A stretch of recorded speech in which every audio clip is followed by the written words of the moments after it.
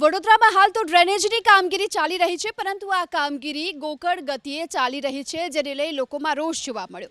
ચકલી સર્કલથી લઈ નટુભાઈ સર્કલ સુધી ડ્રેનેજ લાઇન નાખવાની કામગીરીમાં વિલંબ થઈ રહ્યો છે।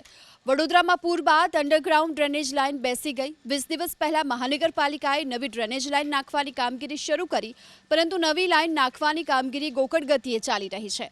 આથી અહીંના રહીશોને હાલાકી પડી છે।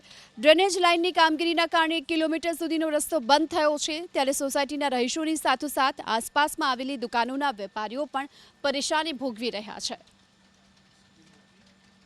આ પૂર આવ્યું ત્યારનું જ પાણી ભરાયેલું છે, ત્યાર પછીના બધા ખાડા પડી ગયા, ત્યાર પછીના કોઈ રિપેર થયું નથી। આ 15-20 દિવસની ઉપર થઈ ગયેલું છે, જવામાં તકલીફ પડે છે। આ રસ્તો ચોકઅપ છે, રાત સાંજે 7 વાગ્યા પછી આ ફૂલ ટ્રાફિક જામ થઈ જાય છે, કોઈ સાઈડથી નીકળાતું નથી। આ જો વરસાદને જે પાણી પૂર આવ્યું હતું ત્યારથી આ લઈને આ ખોદકામ જ્યાં પેલી માસી લારીવાળા બેઠા ત્યાંથી બૂવો પડ્યો હતો, ત્યારથી આ ખોદવાનું ચાલુ કર્યું, ત્યાં સુધી અહીંથી ખોદતા આવ્યા છે। લાઈનો બધી તોડી નાખી છે, ત્યાં મિર્ચ મસાલાની સામે બધું ખાલી છે, તોડીને બેઠા છે, બધું થયું નહીં રિપેર। આ 20 દિવસ થવા આવ્યા, આ રસ્તો કોઈ વગર કામનો બંધ કરી રાખ્યો છે આ લોકોએ। તકલીફો તો ઘણી છે સાહેબ।